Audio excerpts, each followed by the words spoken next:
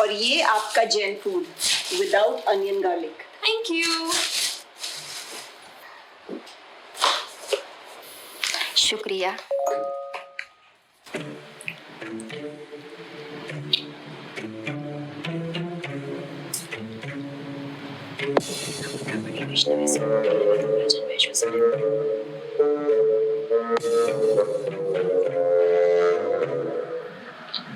Sorry guys,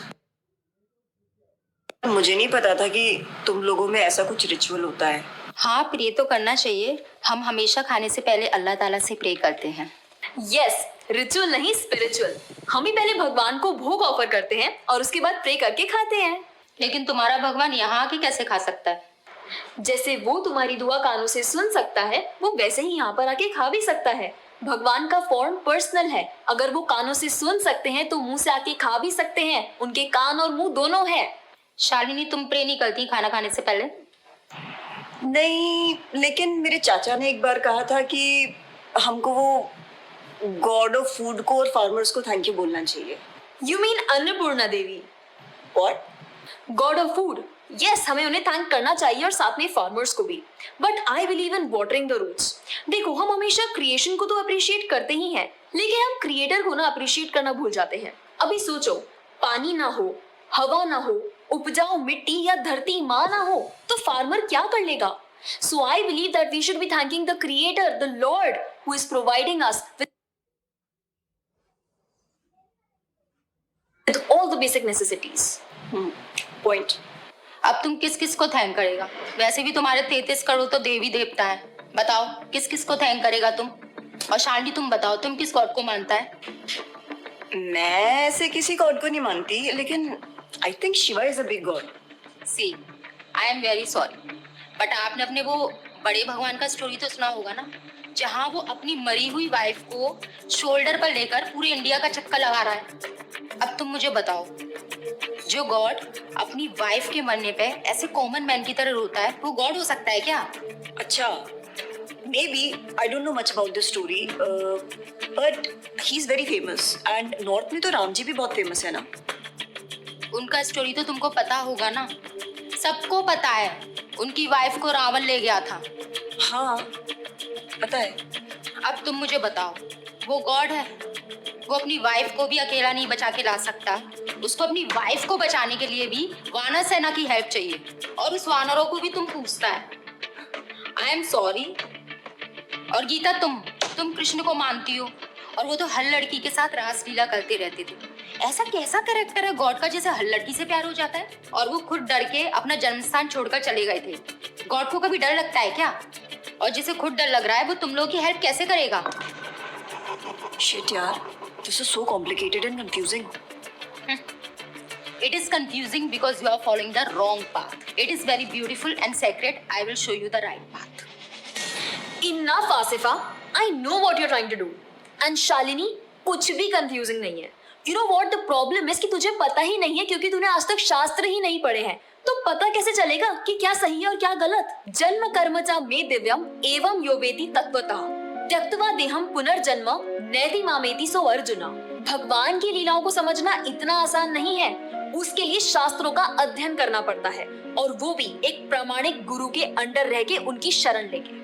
अब अगर तुमने शास्त्र पढ़े होते तो तुमको ये पता होता कि शिव जी ने जो इमोशंस उसमें दिखाए थे वो शोक नहीं, विरह था। विरह विरह दोनों सेम नहीं होते क्या?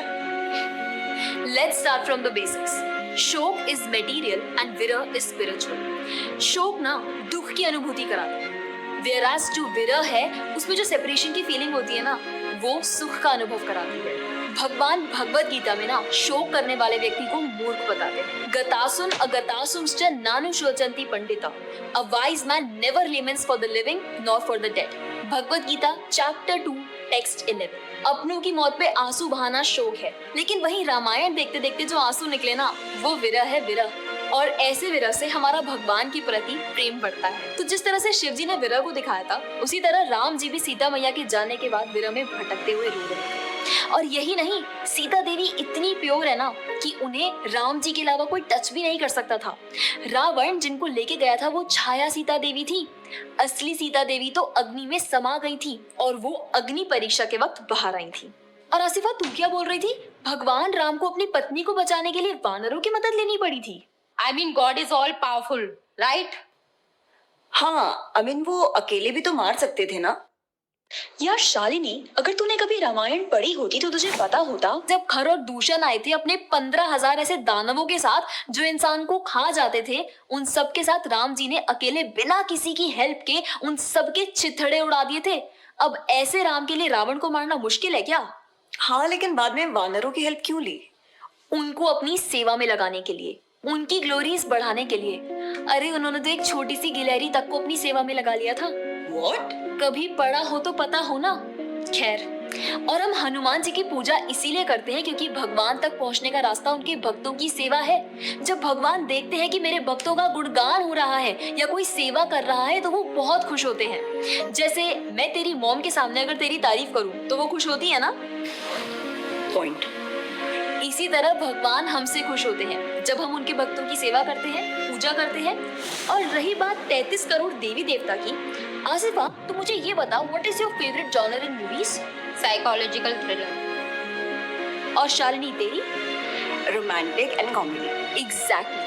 जैसे हर किसी का अपने नेचर के अकॉर्डिंग फेवरेट जॉनर होता है, वैसे ही भगवान ने हर किसी के नेचर के अकॉर्डिंग व्यक्ति के लिए उसके नेचर के अनुसार वेद और पुराण दिए हैं और उन्हीं पुराणों को फॉलो करके लोग अपनी देवी देवता की तरफ अट्रैक्ट होते हैं। और ये सभी देवी देवता भगवान की ही सेवा कर रहे हैं। जैसे रोशनी के देवता सूर्यदेव, हवा के देवता वायुदेव, बारिश के देवता इंद्रदेव।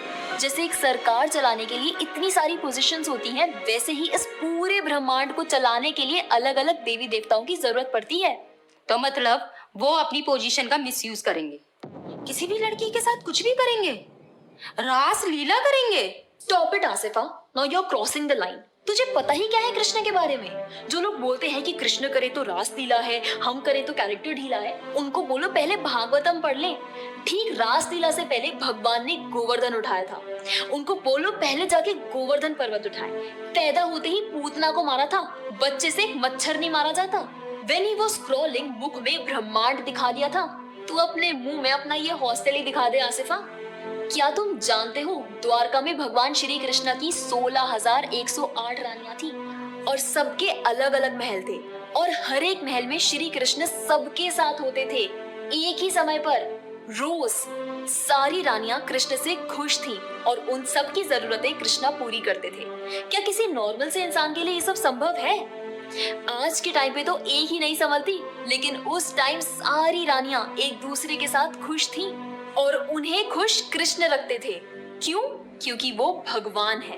और रही बात ब्रज की गोपियों के साथ रास लीला करने की, तो इतना जान लो कि रास लीला के टाइम पर करोड़ों गोपियां थी और कृष्ण पूरे टाइम हर एक गोपी के साथ मौजूद थे और उनके साथ डांस कर रहे थे एक टाइम पे करोड़ों गोपियों के साथ। ये सब बहुत डीप लीलाएं हैं और ये सब तभी पता चलेगी जब साधुओं के संग में रह के शास्त्रों को पढ़ा जाएगा। हवा में तीर चलाने से या सुनी सुनाई बातों पर यकीन करने से कुछ नहीं होने वाला। और रही बात अपने भक्तों को बचाने की, तो भगवान ने तो अपने भक्त परीक्षित महाराज को गर्भ में बचाया। 5 साल के प्रहलाद महाराज के लिए नरसिंह अवतार लेकर आए और उनको बचाया। यहाँ तक कि वो अपने गुरुदेव सांदीपनि मुनि के बेटे को मरने के बाद वापस लाए और उनको जिंदा किया। आई एम रियली इम्प्रेस्ड यार। हिंदू होते हुए भी मुझे ये फैक्ट्स पता ही नहीं थे। मेरे पेरेंट्स ने मुझे कभी इन सब चीजों के बारे में बताया ही नहीं। हाँ, पेरेंट्स की तो गलती है, लेकिन हम भी तो वही कर रहे हैं जो उन्होंने किया। We're not learning about our culture, not reading Ramayan, Mahabharat और भगवत गीता। आजकल तो ये सब कुछ रीड करना बहुत इजी भी है and everything is available on our phones. And the problem is that we don't want to learn. और इसीलिए हमें कोई कुछ भी बोलता है और हम उसे मान लेते हैं और अपने बिलीफ को चेंज करने के लिए रेडी हो जाते हैं। एक्चुअली में पता है, किसी का हार्ट ट्रांसफॉर्म करना है तो प्यार से करो, ज्ञान से करो, पैसे और तलवार से नहीं। और अब बारी आपकी है। अगर आप भी चाहते हैं कि कोई एड़ा गैड़ा नत्थु गैड़ा अगर आपको कुछ भी ना बोल जाए, आपका बेवकूफ ना बनाए, तो जाइए और अपने कल्चर के बारे में जानिए, ग्रंथ पढ़िए और अपने बच्चों को भी पढ़ाइए। और अगर आप खुद एक बच्चे हैं तो अपना समय यहाँ बर्बाद मत करें, ये वीडियो खत्म हो गया है।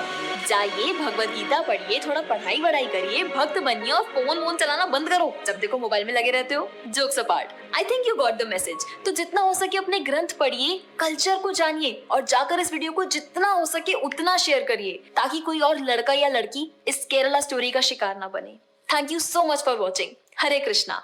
और हाँ, इस वीडियो को लाइक करें और भक्ति टुडे चैनल को सब्सक्राइब करें। खुदा हाफिज।